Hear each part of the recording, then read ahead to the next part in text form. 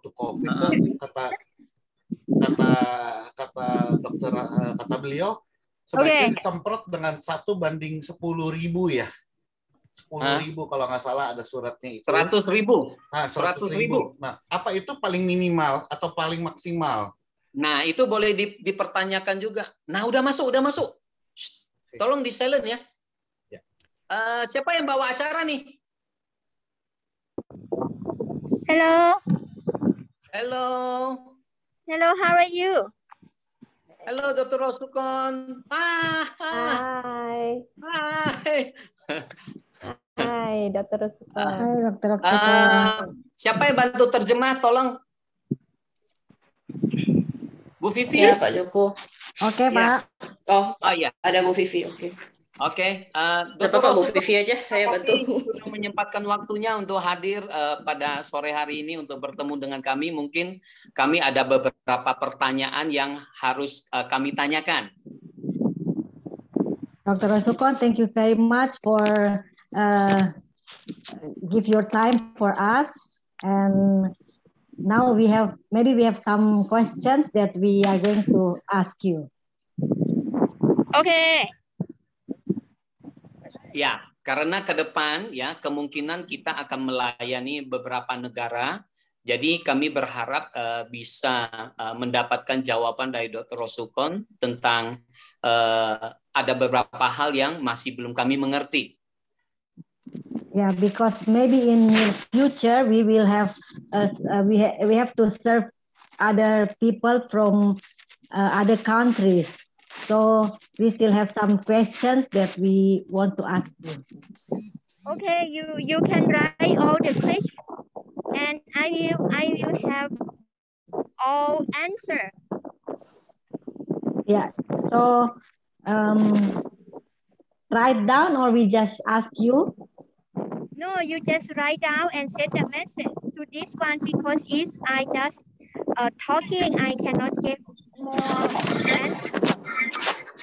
Oke, jadi mungkin kita bisa tulis aja, Pak. Oh. We write down in this chat room, ma'am. Yes. Okay. Yes. Or ask a question now, and you can, because now you are assumed in the team, right? Yes. Okay. You just have one question now, okay? Iya, oke, boleh bertanya. Ya, Bu Ari silakan bertanya, Bu Ari. Bu Ari duluan.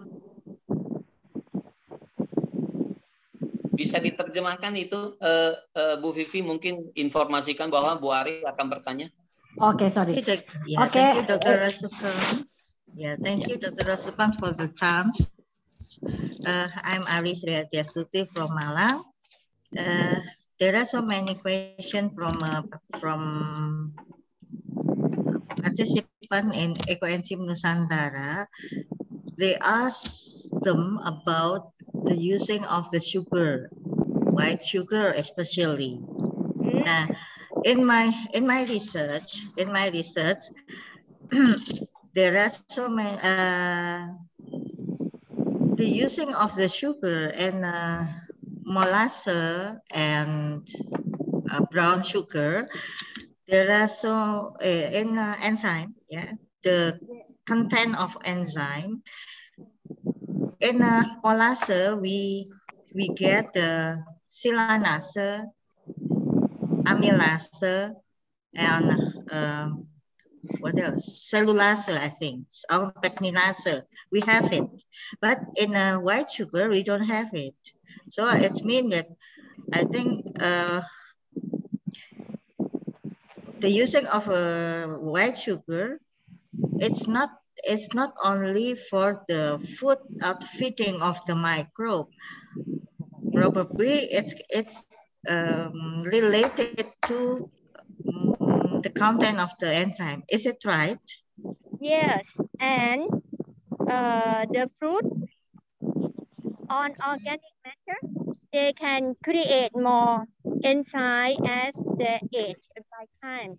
And this is the result. And if you were in my portion 3110, you already get the enzyme in the portion of the time that you are fermented, okay? Okay. whatever you use any sugar. Yeah, it's just for the research. Yes. I If use you go with the molasses and with the brown sugar or with the white sugar, you can get a difference of the enzyme. yes, yes. Okay, it's true, but the benefit by those 3 sugar, you can have a different benefit, but the main benefit of carboxylic is the same. Okay. Yeah. The carboxylic group is work as a releasing oxygen to reduce the heat in the air and to delete all the pollution. That's the main result we needed. And the last result is enzyme. It can be benefit to the body of human and animal that to digest what it is difficult to digest or lack of those enzymes in the body. See. Okay. Yeah, Okay. okay, see. Yes, I really want to write all this in the paper. Maybe it will be confirmed more about what is after in eat sugar. Okay. Yeah. Now I know I will write more and send to you. Bu Ari mungkin bisa diterjemahkan summary-nya. Ya, artinya penggunaan gula putih itu memang seperti yang hasil riset yang saya dapatkan. Namun sebenarnya ada beberapa tujuan membuat ekoenzim itu adalah untuk bumi. Oke. Ini Yuni. Oke. Okay lah. Any question? May I send you? Ada pertanyaan lain? Mungkin bisa informasikan tadi itu Bu yang 2 pertanyaan dari Pak Ketut itu. Oh iya. Oke Ibu. So one other question, our friend asked, what the difference if we just we didn't harvest our ecoenzyme after 6 months, so we just leave it, and what the difference if we harvest, like I mean we filtering, what the difference? Oh, the difference is more oxygen, more active. When you are diluted, you can have more active releasing oxygen. Okay. Okay. So if we already harvest, do you mean that if we already harvest or we filtering? Yes. You mean after you use the liquid or no, or what? Yeah. So if we already have our ecoenzyme 6 months and we just leave it, we're not harvesting, we're not filtering it, what the difference with the ecoenzyme that we harvest or we filtering? Which one is better? Which one is better? Yeah. The longer is better. Oh, so no need to harvest yet? Just leave it. Just leave it. Yes, that's all. Oh, jadi katanya lebih bagus kita tidak panen dulu setelah 6 bulan. So we just leave it, not we harvest or filtering. Okay, you just leave it and you can observe and put more water. Put more water.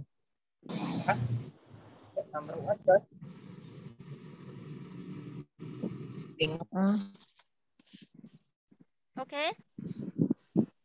And then you can get more gelatin afterward. Wait. Yang ngerti bahasa Inggris bisa tolong dibantu, Meta? Ya, betul Meta. Okay. Halo Dr. Rosukon. Hello, Dr. Rasukon. We would like to ask you if we have the ecoenzyme and it's already 3 months, is it better? Which one better for us? If we just harvest it or we just keep it for another month before we harvest it? Which one better? If it's already 3 months, do we have to directly harvest it, or we can just keep it for a few months later, or maybe some other times? Thank you. You can use it after 3 months, but if you let it longer because you still have some leftover, if you have this longer, it's more power. Oh, oke. Berarti kalau misalnya kita mau harvest, kita mau panen itu silakan. Tapi kalau misalnya kita mau biarin juga boleh, dan itu powernya, efeknya mungkin bisa lebih baik lagi. Dr. Rasukon, is that any different if we harvest it within the 3 months or the longer? Is that any different with the ecoenzyme? The ecoenzyme will release more oxygen. Oh, okay. So if I keep it after 3 months, it will release more oxygen. Every day longer, it's more oxygen.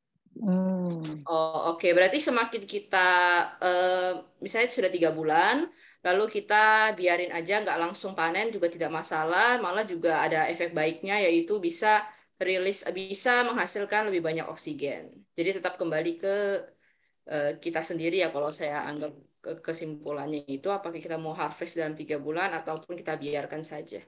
Oke, thank you Dr. Rasukon. Mungkin satu lagi Meta yang tentang masalah penyemprotan ke udara.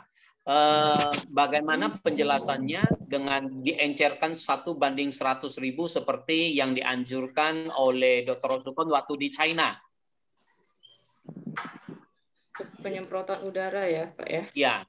Yang 1:100.000 waktu penyemprotan di China, waktu beliau menganjurkan penyemprotan di China. Oke. Dr. Rasukon, we would like to ask another question. It's about the ecoenzyme that we use to spray on the air. We have heard that you said before the ecoenzyme only need 1/100,000 for spraying it on the air. So can you give us more explanation about that? Because the ecoenzyme, when you fermented, is very thick element in the concentration, the original one, and it will more elements when you put more water. And this water will lead the ecoenzyme to trap any element in the air which is over to be poison, whatever the human or animal or even the tree.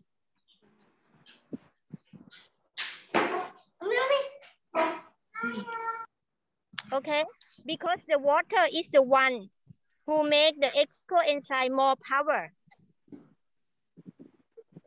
Oh, jadi karena perbandingannya itu memang sedikit saja Pak, karena ekoenzim itu memang secara original cairan asli ekoenzim itu memang sudah sangat banyak manfaatnya. Jadi memang ditambah semakin banyak air itu juga semakin baik, karena air itu sendiri juga bagian dari ekoenzim. Oh, mungkin satu lagi pertanyaan ini. Mungkin teman-teman yang lain ada pertanyaan? Teman-teman, jangan sungkan-sungkan. Ayo, mumpung ada Dr. Rasukon.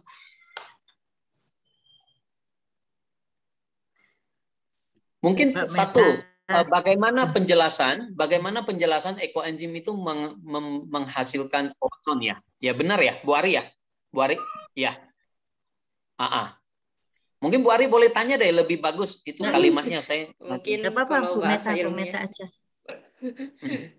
Bagaimana ekoenzim dalam menghasilkan gas ozon ya Pak ya? Yang baik untuk bumi, ya. Okay, Dr. Rasukon, we would like to ask how ecoenzym can produce the ozone gas. We most of the time we heard that ecoenzyme can release a very good ozone gas for our Earth. And can you give us the explanation about this? How the ozone gas can be produced by making ecoenzyme?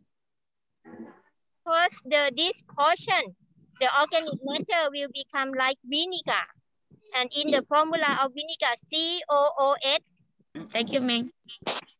COOH. The COOH, you have more oxygen and bigger molecule. This bigger molecule will have more power by mix with the water. Don't worry, I will write the paper to send to you. Okay? Just listen and make outstanding. Oke, jadi tadi sepertinya lebih ke bahasa ilmiah ya Pak Joko tentang dia melepaskan satu molekul tertentu COOH. Mungkin Bu Ari nanti akan lebih mengerti ya tentang mungkin ikatan kimianya atau semacam itu. Jadi jika bertemu dengan air bisa menghasilkan lebih banyak gas ozon. Dan nanti Dr. Rosukon bilang tidak usah khawatir, mungkin kalau penjelasan secara lisan seperti ini agak lebih sulit, tapi nanti beliau akan menuliskan penjelasannya lagi juga kepada kita dan akan kirimkan itu ke kita. Mungkin satu lagi boleh tanyakan kepada Dr. Rosukon, berhubung sekarang perkembangan ekoenzim di Indonesia itu sangat pesat, ya, dan bahkan boleh dibilang saat ini banyak teman-teman akademisi yang bergabung. Jadi kalau seandainya Dr. Rosukon mempunyai rumusan kimia yang bisa menjelaskan lebih detail tentang ekoenzim atau jurnalnya, mungkin bisa dikirim ke kita juga untuk berbagi ke kita ke depannya. Oke, Dr. Rosukon, we would like to say that in Indonesia, the development of ecoenzyme itself it's very significant, and a lot of people like to learn, enjoy it, and also participate in making the ecoenzyme. And some of these people, they are scientists and also teachers that they would like to know more the chemical, the chemistry formula in the ecoenzyme. So we would like to ask if you have any journal or any laboratorium research that you can share it to all of us so we can also learn more about the ecoenzyme. Okay, we are going to ask our information center to send you all this what you are asking for, okay? Oke, thank you very much, Dr. Rosukon. Jadi Dr. Rosukon bilang oke, nanti dari pusat informasinya Dr. Rosukon akan bantu sharekan ke kita semua mengenai jurnal-jurnal dan penelitian tersebut. Ya, silakan. Mohon maaf, tapi tolong diterjemahkan ya. Iya, kalau Bu. kita menyemprotkan ekoenzim ke udara itu gas-gas apa saja yang bisa untuk lebih menegaskan lagi, gas-gas apa saja yang bisa dikurai, filter gitu ya. Dikurai ya, gas-gas seperti N2O itu apa memang bisa ekoenzim ini dikurangi, N2O, terus apalagi H2S. H2S. Ya. Amonia. Ya. Kalau amonia enggak ya, mungkin tapi perlu ditanyakan juga ya. Bukan amonia gas metannya itu bukan dari ekoenzim ya. Yang tolong Oh, ya, ngerti. Jadi begini Meta begini. Ya, Pak. Jadi ya, Pak. Apakah penyemprotan ekoenzim ke udara bisa mengurangi polutan apa aja, dan apakah bisa mengurai gas metan, atau dengan cara membuat ekoenzim kita dengan menekan gas metan itu dengan cara membuat ekoenzim, atau ekoenzim semprot ke udara bisa mengurai gas metan. Mungkin ya, itu ya. Termasuk juga gas N2O, CO2. Ya. Itu yang menyebabkan pemanasan global kan, yang tinggi itu CO2, gas metana sama N2O. Itu apakah peran ekoenzim ya. Pak Joko, mohon maaf saya lift dulu ya. Baik Ibu. Okay, Dr. Rosukon, one of the participants would like to ask, we know that the global warming also causes by have a lot of gas in our air, such as the N2O is the methane, and then also the nitrous oxide, and so on. So we would like to ask if spraying the ecoenzyme on the air can filter the gas, like the methane and also the N2O, something like that. Or by making ecoenzyme, we also can reduce this methane gas, because we know some gases, they become the causes of the global warming. Yes. Okay, yes. The ecoenzyme will make the ammonia to be nitrate and nitrous to be nitrate. And all those oxides, like carbon monoxide from the car, will be carbonate. That means they trap all those formula to be a benefit for the plants and never hurt poison to you or to any animal or human. Oh, oke. Jadi kalau menurut Dr. Rosukon, ini ada beberapa bahasa ilmiah, saya ambil singkatnya saja. Bisa memecah ya gas amonia itu menjadi semacam nitrat, kalau tidak salah dengar ya bahasanya ini ya Bu. Lalu sebenarnya gas dari ekoenzim ini ketika dibuat ataupun disemprotkan ke udara, mereka itu bisa mengurai gas-gas tersebut. Jadi CO2-nya itu juga bisa menjadi lebih bermanfaat bagi tumbuhan. Dan kalaupun terdampak ke kita manusia, resikonya juga bisa mengurangi resiko tersebut. Nah, jadi seperti itu ya. Jadi bermanfaat sekali untuk membuat ekoenzim dan pengaruhnya dengan gas-gas yang ada di udara. Mengurai polutan. Mungkin satu lagi Meta. Ini dengan kita menyemprotkan ekoenzim ke udara, apa bisa mengurai gas metana? So, Dr. Rosukon, what about the methane gas? The methane? The methyl or the methane is become nitrate. Oh, jadi gas metananya jadi nitrat. Nitrate, and the others become water. That is means save you. Oh, ya itu. Dan yang lainnya mungkin bisa menjadi molekul air ya. Jadi bisa membantu kita. Mungkin teman-teman yang lain ada lagi yang mau bertanya? Izin tanya Pak Joko. Iya, silakan. Mau tanya Meta, tolong terjemahin ini penuangan ekoenzim ke danau itu bagaimana mekanismenya ya? Bisa memperbaiki kualitas airnya. Oke, Dr. Rosukon, what about when we pour the ecoenzyme in the lake? How do we can using the ecoenzyme to make the lake to be better, the water quality of that lake to be better? Yes, you can observe when you drop inside the lake, the running power is quicker, and you can see the clear of water more clearer, and you can take that water and send to the laboratory. You could see the element which is hang on in the water become less, and you can compare with the other water that before you are putting the ecoenzyme into the lake, you can know the result. Oke, jadi more cleaner. Oke, Dr. Rosukon. Jadi kalau misalnya untuk danau sendiri, sebelum penuangan sudah diambil sampel airnya, kemudian waktu melakukan penuangan silakan dilakukan dan bisa dilihat kalau secara kasat mata itu apakah arus airnya sudah lebih deras, arus airnya sudah lebih baik.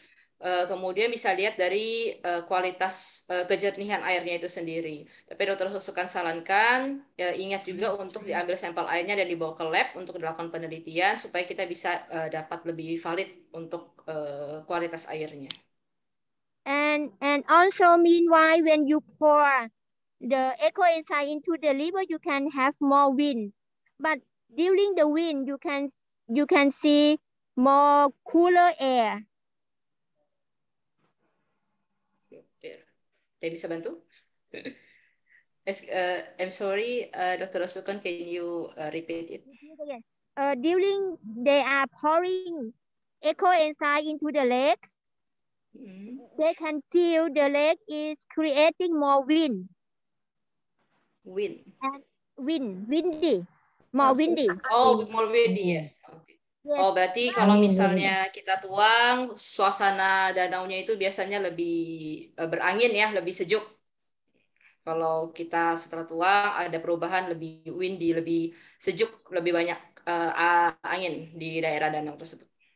Kalau kita tuang ke laut, ada efek yang samakah? Coba tanya. Yeah. Dr. Rasukan, how about if we pour it into the sea? Is that any differences? Can you explain to us? The same in the sea. You can taste the water from the sea and you put the echo enzyme in that cup of water. The salt taste is less than the sea that you in the sea. You understand? You take the sea. The taste of the water.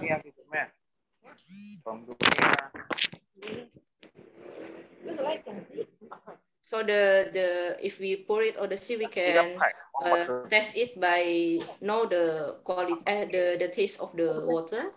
Less salty. Teman-teman tolong di-mute ya. The sea salty taste is less than the sea without echo enzyme. Oh, oke. Jadi kalau misalnya kita tuang ke laut, itu bisa dilihat dengan perbandingan dari rasa air tersebut. Jadi kalau dituang dengan ekoenzim harusnya sedikit lebih asin. Jadi kualitasnya dari rasanya. So the one that we pour ekoenzim should be saltier than the one that are not poured by ekoenzim. Is that right, Doctor? Less salty, less. Less salty. Lebih ini ya, lebih kurang rasa rasa asinnya dibandingkan dengan yang kita tuang. Oh, asinnya lebih kurang. Mungkin satu lagi, Meta boleh tanya sama. Ya? Ya, mau tanya, kalau misalnya berkurang asinnya, apakah tidak mengganggu yang seharusnya? Mengganggu habitat laut maksudnya. Iya. Oh, okay. Dr. Rasukan, you said before that the one that we pour ekoenzim will be less salty than the one that we are not pour ekoenzim. Is that will give the effect to the sea? I mean, yes. Yes, and this quality of water with ekoenzim will be more calm. Because the molecule of the element of the salt in the sea is less, and that means they have more oxygen in the sea. Jadi kalau menurut Dr. Rasukan, justru karena kita tuang ekoenzim, itu sebenarnya berkurang rasa asinnya itu sebenarnya menambah juga kadar oksigen di dalam laut tersebut, dalam kualitas air tersebut. Oh, oke. Nah, satu lagi mungkin bisa kita pertanyakan sama Dr. Rasukan dan minta bantuan Dr. Rasukan. Kita di Indonesia kan banyak pertanian, ya, banyak pertanian. Nah, kita berharap kita bisa mengajarkan pertanian organik dan mengalihkan semua petani ke pertanian organik. Apakah Dr. Rasukan bisa membantu resep-resep atau apa ya namanya ya, teknik dari pertanian organiknya itu, bisa bagikan ilmunya kepada kita supaya kita bisa merubah petani kimiawi menjadi petani organik semuanya. Okay. Dr. Rasukan, we would like to ask another question. In Indonesia, we have a lot of farm, and we are an agricultural country. But a lot of the farmers still use the chemical to produce their plant. But we know that you are very great in making the organic agriculture. So Mr. Joko here would like to ask if you can share to us some technique in the organic plantation or the organic agriculture to us. So we can teach the farmer in Indonesia to produce their plant, to produce their vegetable and fruit by using the organic technique. Okay. At the beginning, you just give them the ecoenzyme 1% in every water, you know, only 1% in the water. 1% They go into use for any chemical or any fertilizer. Just let them do it. But we put ecoenzyme 1% and let them see how the plant is behave on that, and they can get another portion. 1% dilute with 100 water, or 1% with 1,000 water before they put into any water for irrigation. And then they can see the changing. Those changing, the farmer themselves, they will report you and you will earn more knowledge. Jadi menurut Dr. Rosukan nanti untuk yang pertama sekali adalah untuk mengenalkan teknik organik ini adalah kita harus mengajarkan para petani dulu tentang ekoenzim. Nah, setelah mengajarkan mereka pembuatannya, mulai ajak mereka untuk menggunakan setidaknya 1% ekoenzim dalam setiap irigasinya mereka. Nah, biarkan saja mungkin sekitar 1:1000. Nah, lalu biarkan saja mereka coba dulu. Nah, nanti apapun hasilnya, minta mereka untuk laporkan kepada kita. Dan lama-lama juga mereka bisa menyadari betapa bagusnya penggunaan ekoenzim di bidang pertanian. Bu Yuni mau tanya ya, Bu Yuni. Silakan Bu Yuni. Ya Pak, saya mau nanya. Saya dari Kalsel mewakili teman-teman. Ada pertanyaan. Ya. Langsung aja Bu. Jadi pertanyaannya, apakah daun sirih, daun pandan, dan... Oh, itu pertanyaan dasar, nggak perlu lah. Itu sama aja. Semua bahan organik bisa dipakai, Bu. Pak, mau tanya boleh Pak? Boleh tanya Pak. Ya, silakan. Mau tanya Pak. Halo, mau tanya boleh? Ya. Mau tanya, bagaimana ada yang merekomendasikan penyemprotan udara itu tidak direkomendasi karena virus yang tadi sifatnya itu droplet menjadi airborne karena tekanan penyemprotan yang tinggi. Bagaimana menurut Dr. Sukon? Terima kasih.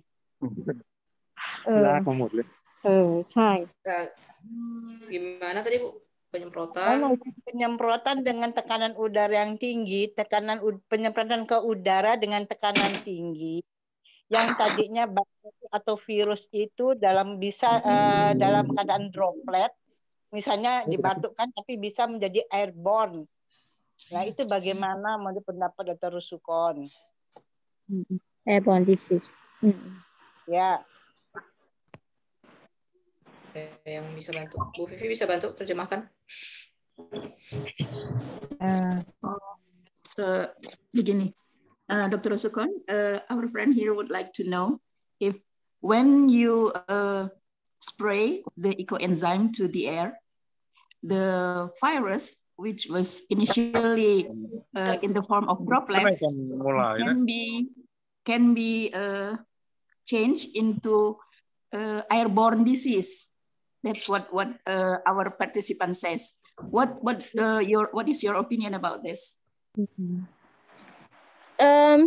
The ecoenzyme will active if you were spraying until the air getting the nitrogen in the air become nitrate.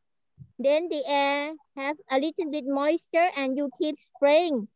All the airborne disease never been, because they've been trapped down to the earth, it become fertilizer. Oh, okay, thank you. Jadi menurut Dr. Sukon itu nggak akan menjadi airborne disease. Justru kalau kita semprotkan nitrat NO2 itu jadi nitrat, jadi malah jadi berguna bagi kita, tidak mengubah sifat virus yang seperti tadi, Ibu. Menurut Dr. Sukon demikian. Terima kasih. It means the air will be clear and more moisture and more vitamin. The vitamin, this is protected the plant. you could see the plant is behave in very clear and moisture and shining leaf. When the leaf is this state, it never be any airborne disease attack to the plants. Because the airborne disease be trapped by the ozone or oxygen and change to be the fertilizer in the soil. Oke, thank you. Jadi justru menjadi pupuk dia, justru menjadi pupuk bagi tanaman. Udara menjadi lebih jernih. Mungkin saya coba perjelas dulu. Mungkin maksudnya ini untuk apa ya, Bu? Untuk vaksin, untuk virus seperti virus COVID itu mungkin ya, Bu ya, yang Ibu tanya. Ya, kurang lebih seperti itu, Bu. Oke. Karena kemarin itu dari PPI pengendalian infeksi itu kita melarang untuk penyemprotan ke udara. Karena tadi yang virusnya sifatnya droplet, begitu ada tekanan tinggi akan menjadi virus yang bersifatnya airborne dan itu akan lebih luas dampaknya. Terima kasih. Oke, terima kasih. Dr. Rosukon, please let me to ask again about this issue. What our participant would like to know is when we spray the ecoenzyme with the high pressure, with a high pressure techniques, the droplet of COVID virus, the droplets of COVID virus will change into the form of airborne disease. This is what she afraid of. What is your opinion about this? Thank you. Don't worry. If you were with ecoenzyme, the ecoenzyme never hurt by any technique, even the heat, because the ecoenzyme is very small molecule, but the chain of the molecule is come back together again when they have more water. Then they should keep spraying. They can learn that the airborne disease never be. Pardon? No changing to be airborne disease. It tends to be fertilizer all time.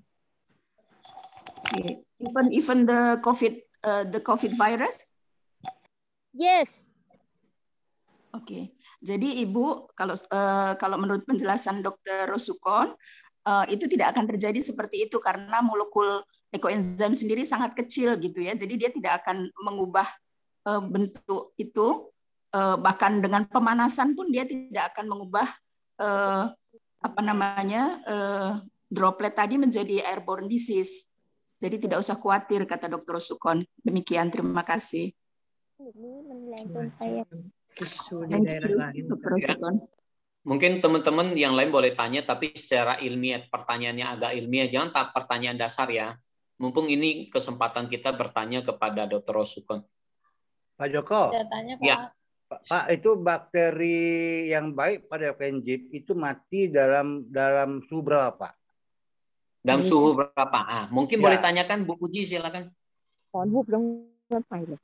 Terima kasih. Dr. Sukon, one of our participants would like to know the good bacteria, the good microbes content in ecoenzyme will be non-active at the temperature of how high?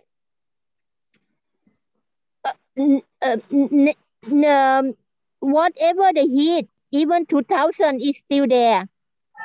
Oh, oke. Jadi pemanasan seperti apapun, bahkan sampai 2000 derajat Celcius katanya tidak mati, Pak. Itu saya kurang paham, tapi begitu jawabannya. Wow. Ini penting. Wow. Mau tanya Pak Joko? Iya, silakan.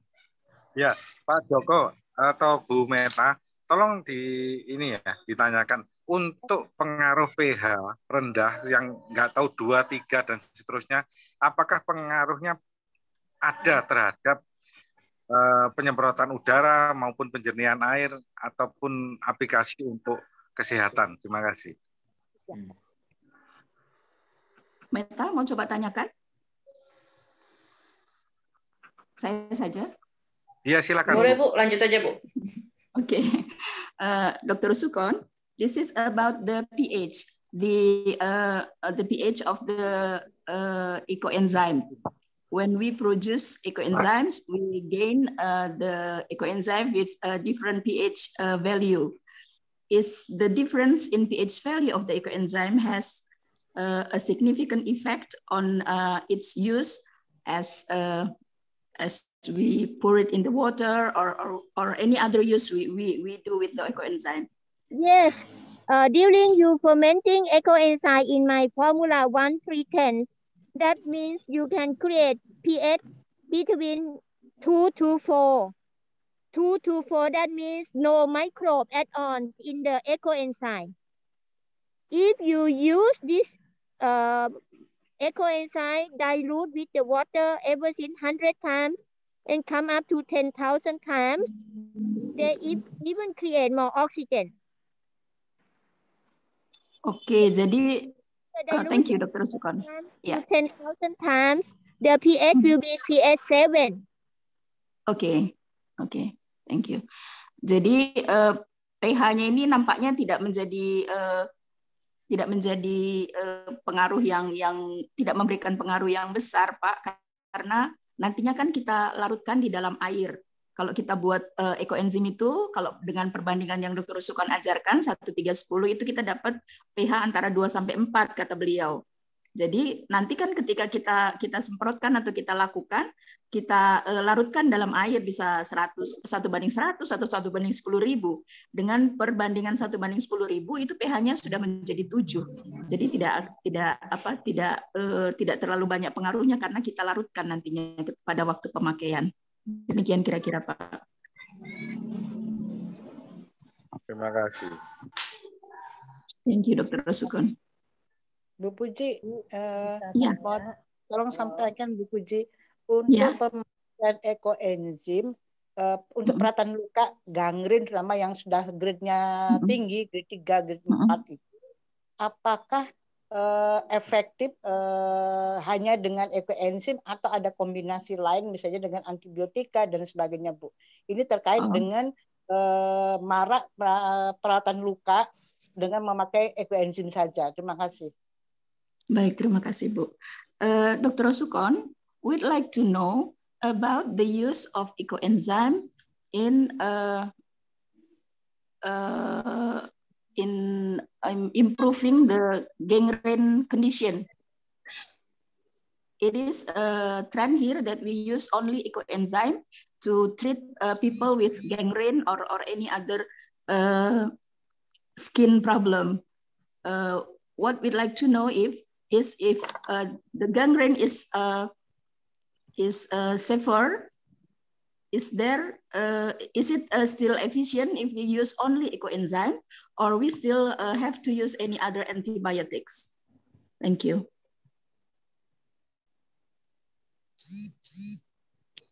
Sepertinya beliau terlempar ya. Iya ya, kayaknya nggak di dalam ya. Ya, saya barusan cek di daftar partisipan nggak ada. Oh, kayaknya ini, iya, mungkin sinyal. Kita tunggu ya. Tolong teman-teman siapkan pertanyaan yang ini dong, yang lebih ini. Wah, ini dia Tunggu.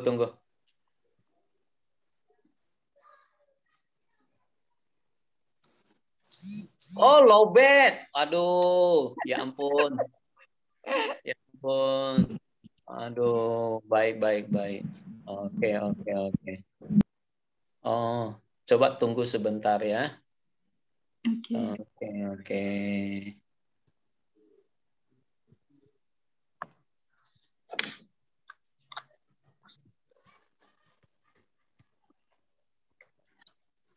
Tunggu ya.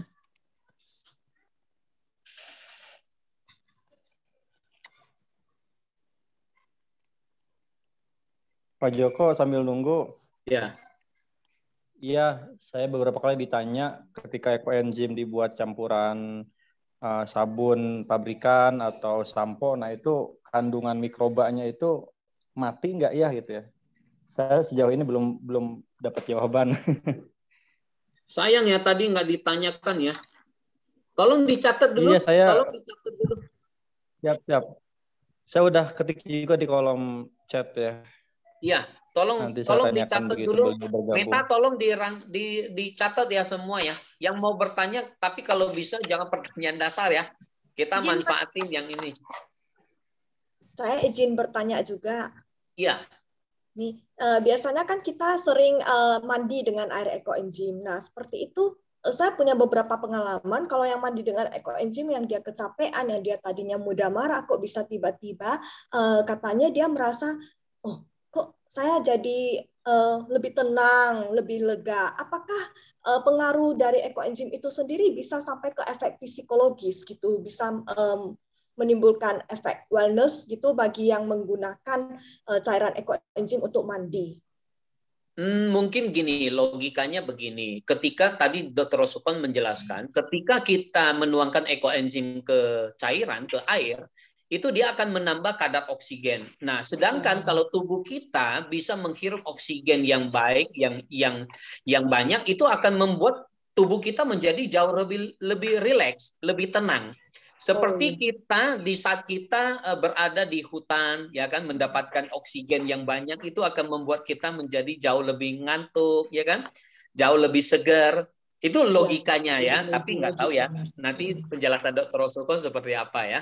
Ya, tapi boleh. logikanya begitu sih menurut saya. Ya, mungkin juga ya. Ya, makanya kalau yang susah tidur boleh dah berendam aja sebanyak-banyaknya di bathtub atau di kolam. Makanya ingin memastikan juga apakah ada, sehingga nanti kalau ada mungkin dari yang bidang psikologi bisa melakukan penelitian sejenis gitu maksudnya. Bisa dipakai sih mestinya ya. Bisa dipakai untuk terapi, mungkin untuk anak-anak tantrum dan sebagainya ya. Oke, makasih Pak. Saya mau tanya dong Pak. Pak, ini ekoenzim kan di modul kan juga ada tuh untuk sabun mandi segala macam kan kita campurin sama mandi. Apakah ekoenzim bisa menetralisir kimia berapa persen ya kira-kira? Oh ya, dicatat. Terima kasih Pak. Pak, saya mau tanya juga. Ya. Ini ekoenzim kan dipakai untuk desinfektan dan hand sanitizer. Itu bagaimana mekanismenya kok dia bisa digunakan untuk desinfektan gitu? Loh, itu sudah ada jurnal ilmiahnya. Iya, kenapa ya Pak? Kalau Pak Joko yang bisa Maksudnya menjelaskan. tunggu. Saya lagi cek dengan ini. Oh iya. Itu mekanismenya ya, Bu, kalau nggak salah itu karena ekoenzim itu mengandung fenol. Kemarin waktu di rumah sakit Pasar Rebo saya ditanya, terus saya bilang kandungannya, Pak Sueb jawab kandungannya asam laktat, fenol. Nah, pas kepala bagiannya bilang, oh ya, saya percaya kalau itu mengandung fenol berarti memang bagus untuk desinfektan gitu. Oh iya. Baik, makasih Bu. Sama-sama Ibu. Izin Pak Joko. Tanya juga. Iya. Halo. Ya. Pak Joko. Ya, silakan. Iya. Ini Pak Joko, ini barusan berkembang dari teman-teman itu untuk yang tadi kata Bu Yuni itu loh, bahan pandan, kemudian serai itu kan mengandung lapan ya, nah itu apakah jadikan jadi gagal karena ada Halo, putus Bu, putus. Dicat ya Pak ya. Putus.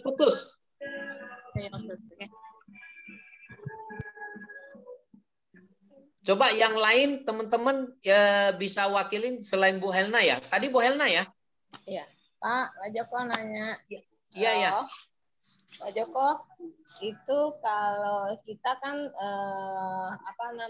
untuk penjernihan air di danau ataupun di saluran air, seringkali kita kan menggunakan adalah larutan yang cairnya.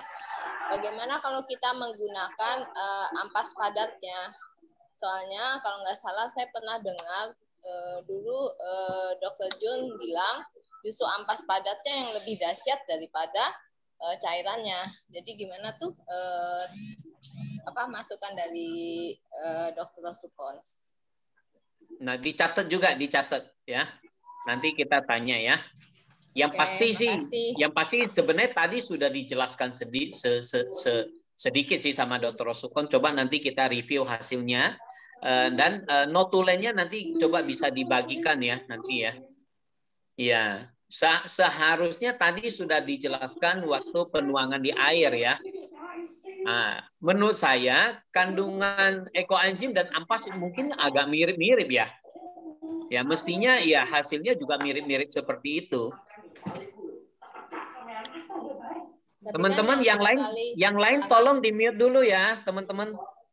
Karena seringkali kan yang digunakan itu yang cair ya Pak, jarang ada yang menggunakan yang padat. Itu Gini Bu, kalau kita di Bali udah pernah coba tuang yang padat, dikira masyarakat kita buang limbah Bu, itu bisa kena protes.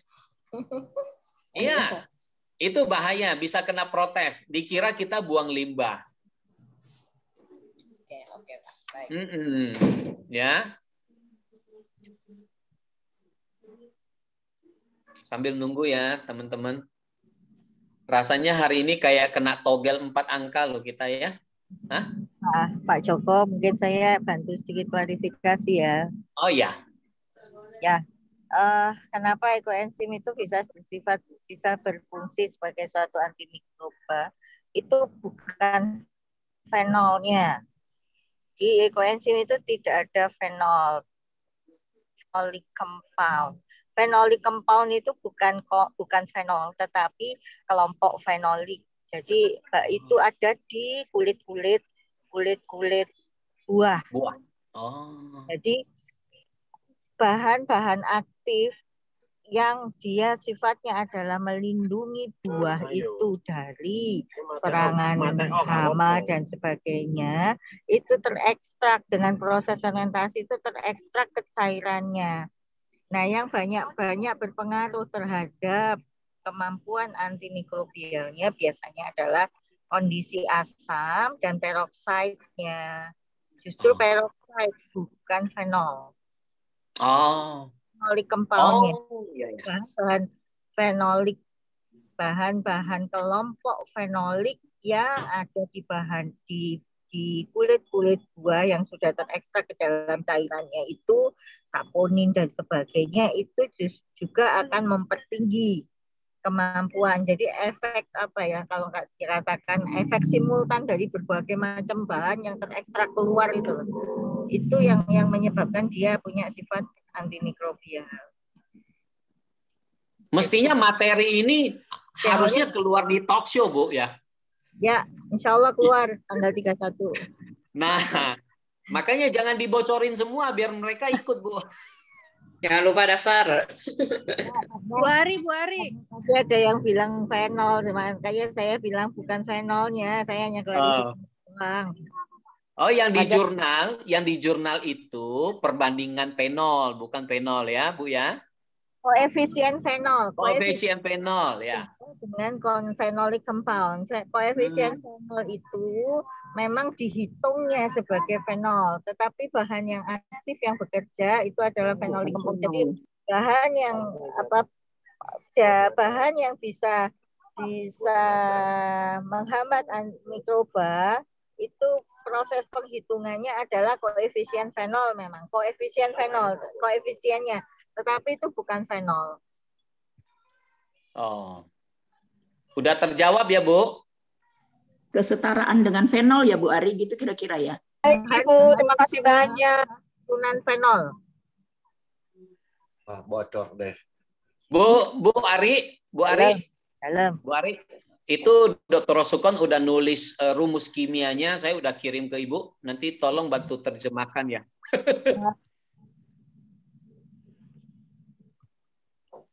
Langsung ditulis loh rumus kimianya. Wah, keren ya.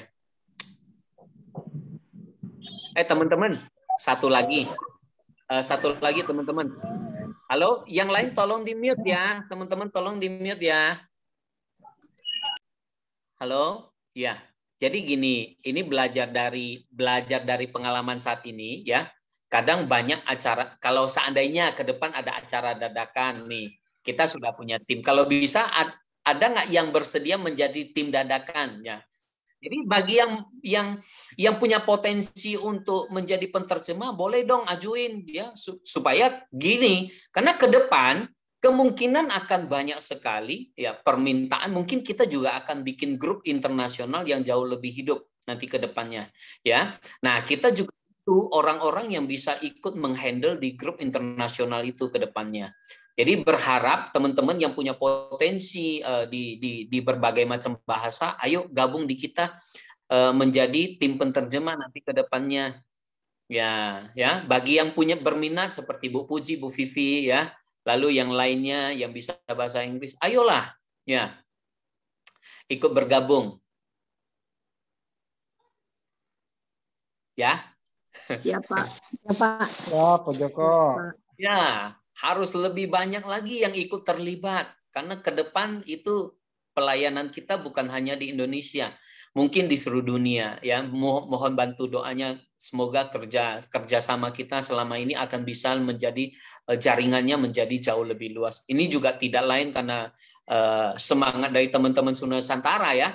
Yang membawakan ini menjadi besar gitu loh. Ini adalah perjuangan kita selama ini. Perjuangan kita bersama. Ya, luar biasa ya. Mungkin boleh apresiasi buat kita semua ya, tepuk tangan untuk kita semua. Hebat Indonesia luar biasa, salut ya. Jadi Dr. Rosukon bisa Zoom dadakan juga ya, melihat semangat teman-teman yang sangat luar biasa ya. Saya juga nggak nyangka, padahal saya coba-coba aja. Saya hanya melaporkan kegiatan kita ikut kongres di Nusa Dua dan mendapatkan respon dari berbagai macam negara, dan bahkan mereka minta kita untuk sosialisasi Zoom ke depannya. Ya, jadi dari pengalaman ini saya langsung berpikir dan saya langsung informasikan ke asisten Dr. Rosukon itu Mr. Putra Ananta. Beliau langsung laporkan dan saya juga ada lapor ke Dr. Nipa. Dan saya berharap, saya bilang tolong bisa aturkan beberapa waktu untuk bisa Zoom dengan Dr. Rosukon supaya bisa menjawab pertanyaan-pertanyaan yang masih menjanggal selama ini di teman-teman akademisi, supaya mereka bisa ke depannya bisa juga menjelaskan kepada ya teman-teman luar negeri lainnya gitu loh, supaya ada penjelasan secara ilmiah yang tepat juga ke depannya. Nah, jadi ya mungkin ada beberapa yang sudah terjawab ya. Semoga nanti ke depan ya kita bisa Zoom lagi ya. Wah, nggak nyangka ya. Saya sampai kelabakan nyari penterjemah, teriak sana, teriak sini.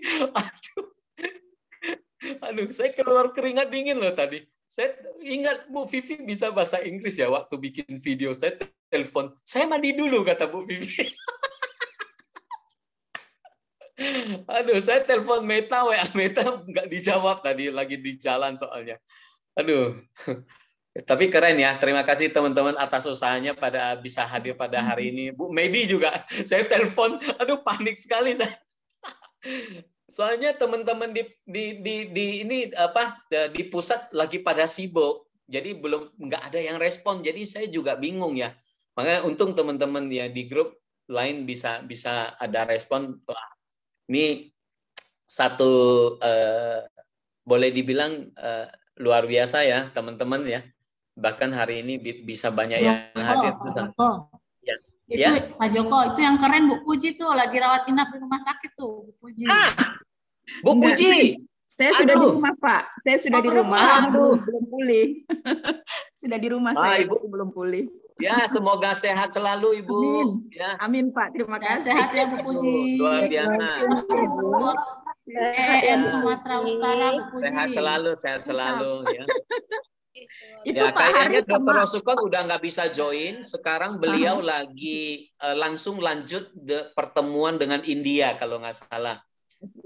Pertemuan dengan India. Ya. Mungkin boleh, mumpung masih ada waktu, teman-teman, bolehkah saya minta Bu Yulia Malo untuk bercerita sedikit ketika beliau tugas di Nusa Dua, di Kongres Nusa Dua, bolehkah? Mumpung beliau ada hadir. Pak Joko, ya. Itu kemarin waktu kita meeting ketua pengurus provinsi, itu nanti ada sharing session. Di saya Pak Paul minta beliaunya untuk itu apa sekarang atau nanti nggak basi. Oh ya ya ya, berarti ditunggu ya. Tapi kemarin saya baca di grup katanya cuma 1 menit. 1 menit mau sharing apa, Bu?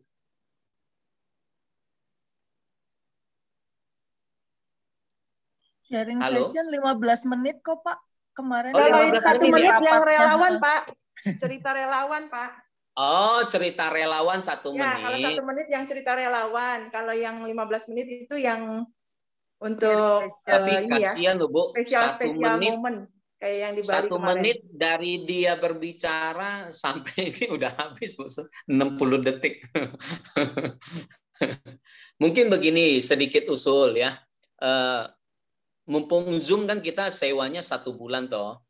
Ya, mungkin ya bisa diperpadat juga sharing-sharing para relawan. Saya juga yakin mereka punya banyak sekali cerita-cerita indah di saat menjadi relawan ya. Dan siapa tahu pengalaman mereka juga bisa berbagi ke teman-teman, menginspirasi teman-teman yang lain seperti teman-teman Kalsel. Mereka itu sosialisasi itu perjalanan bisa minimal 5 jam, bahkan sampai 7 jam. Pulang pagi, pulang pagi nyampe malam. Nah, itu sangat luar biasa menurut saya, itu satu apresiasi yang sangat luar biasa, mereka berjuangnya sampai begitu. Nah, itu juga perlu kita kasih waktu untuk sharing sedikit supaya semangat mereka yang begitu luar biasa itu bisa menular ke teman-teman Nusantara yang lain. Kalau cuma 1 menit akan sangat kasihan sekali gitu loh. Maksudnya enggak, yang disampaikan itu tidak full ya. Ya, mungkin bisa diambil setiap hari apa kita ada sharing relawan ya. Mungkin sekali Zoom itu mungkin bisa 2 jam, tapi sharing relawan berapa relawan yang dikasih sharing begitu loh, berbagi pengalaman. Menurut saya sih itu. Saya yakin kok ya teman-teman di daerah itu banyak sekali cerita-cerita indah yang sangat luar biasa yang bisa kita dengar, bisa kita petik dan bisa menyemangati kita bersama ya. Menurut saya sih itu. Ya. Mungkin bisa dipertimbangkan tim sekjen ya.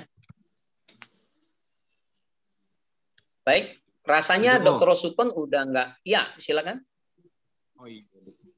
Ya mungkin terkait dengan sharing relawan tadi, bisa juga tuh misalkan sharingnya dibuat tematik. Misalkan ada tuh relawan yang memang fokus mereka sosialisasi di sekolah, ada yang fokus misalkan di masjid-masjid atau gereja, atau ada yang misalkan di komunitas tertentu. Itu kan biasanya perlu apa ya, bahasanya perlu mungkin punya teknik pendekatan tersendiri gitu ya. Itu bisa juga dibuat tematik seperti itu. Supaya juga mungkin oh saya ini belum pernah nih ngisi di sekolah gitu, nanti supaya tahu tips and triknya gimana. Nah, nanti bisa juga kita undang teman-teman yang memang kalaupun bukan spesialis, minimal mereka udah sering gitu kalau ngisi-ngisi di sekolah atau misalkan ngisi di restoran, di pasar dan lain-lain. Kayaknya akan jadi satu sharing yang menarik gitu kan. Betul, setuju, sangat setuju Pak. Maaf, dengan Pak siapa ya? Saya pakai handphone nggak kelihatan. Oh iya, saya Aang, Pak Joko dari Oh, Bogor. Pak Aang. Oh iya. Setuju Pak. Ya, mungkin tim sekjen tolong di note. Ya, itu keren banget, betul. Karena masing-masing punya pengalaman yang beda-beda ya. Jadi supaya bisa berbagi pengalaman, dan bagi mereka di daerah lain yang belum pernah masuk sekolah sudah bisa punya pengalaman dan trik bagaimana cara masuknya, ya kan? Setuju Pak, Ya, setuju. betul. Ya, keren banget. Ada mungkin ya. kita juga ya semacam data, entah itu dokumentasi video, materi dan lain yang spesifik sesuai dengan targetnya. Betul. Sip, terima kasih Pak Joko. Baik, terima kasih Pak Aang. Itu Pak Joko di kolom chat Pak Aang dengan Pak Haris Chan udah bersedia tuh masuk di tim dadakan. Mantap. Tepuk tangan dong untuk 2 orang kita, relawan kita. Kasih apresiasi dong, tolong. Iya.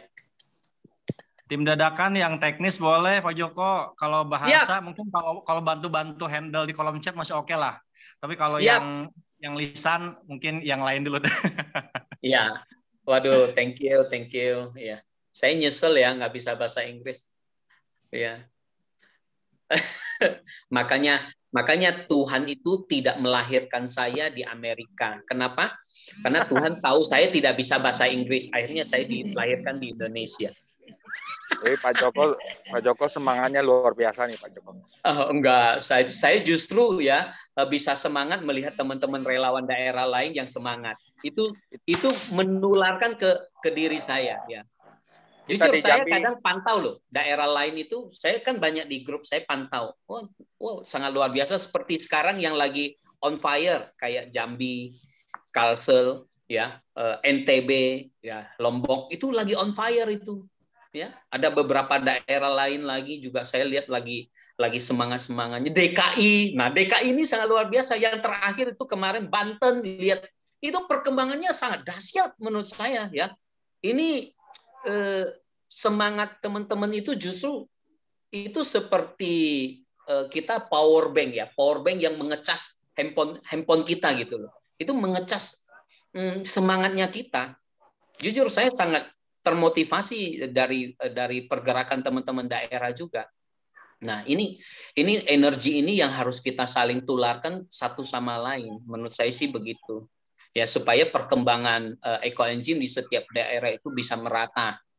Ya, tidak hanya 1-2 daerah, tapi bisa merata. Kalau bisa ya kita saling membantu satu sama lain. Ya, misalnya daerah ini kurangnya apa? Ya, kita mungkin bisa memberikan solusi. Nah, itulah tujuannya sharing sebenarnya, supaya mereka mendapatkan satu inspirasi dari daerah lain dan bisa mencontohi itu. Mungkin itu masukan dari saya untuk tim Sekjen dan teman-teman yang lain, bisa dicatat ya. Itu aja sih ya. Jadi mungkin sampai di sini ya pertemuan kita. Terima kasih sudah hadir teman-teman ya. Dan terima kasih untuk tim dadakan hari ini ya, Bu Kartini yang sudah menyediakan link Zoom-nya ya, Meta, Pak Aang ya, lalu juga Bu Vivi ya yang sampai dandan dadakan. Maaf Bu, bercanda ya. Siapa lagi yang membantu? Bu Puji ya yang lagi tahap penyembuhan, semoga sehat selalu ya. Saya berharap Ibu cepat sembuh dan cepat pulih. Tuhan memberkati ya. Ya, sama teman-teman yang lain ya. Terima kasih juga ya. Terima kasih Pak. Masih ada yang mau masuk baru. Masih ada yang masuk loh sampai saat ini. Iya. Dan terima kasih juga Ibu Ketua kita dari Bali ya, langsung masuk padahal lagi sibuk-sibuknya ngurus tender ya. Begitu dengar ada Dr. Rosukon, tendernya dibuang. Langsung masuk ke Zoom. Itu sangat luar biasa sekali ya. Bu Ari juga ya sampai ninggalin jadwal ini. Ya. Dan Bu Juliana Ojong yang sangat sibuk juga bisa hadir ya. Pak ya, terima kasih semuanya Pak Tanto ya dan yang lainnya yang tidak bisa disebut satu persatu. Ya. Halo Pak. Ya Pak Komandan. Pak, mungkin bisa nanti Pak itu nanti apa yang hari ini kita tanyakan dan jawabannya nanti dibuat Pak dalam satu ini Pak. Ditulis ya. Ya Pak. Ya, Meta yang bisa merangkum itu tolong nanti kita di-share biar buat bahan kita. Iya, betul. Setuju. Meta. Tugasnya ya, Meta Pak. ya. Iya, Pak, nanti saya rangkum ya, Pak ya. Terima kasih. Ini Meta ini luar biasa sekali ya. Kalau ada rekamannya Pak, di-share juga Pak. Oh ya, nanti akan di-share di YouTube-nya Ekoenzim Nusantara. Yes. Supaya seluruh Nusantara bisa menonton ulang. Asik. Oke. Pak, terima kasih Pak. Oke, terima kasih. Selamat sore. Selamat sore. Sampai lidah saya keselio. Selamat sore. Terima kasih sekali lagi buat teman-teman dan Ibu Kartini ya. Ibu itu tanda-tanda ini. Kebetulan pas lagi bisa. Itu tanda-tanda bahasa asing tuh Pak. Forum. Terima kasih semuanya. Ya. Ya, saya recording stop ya. Ini recording.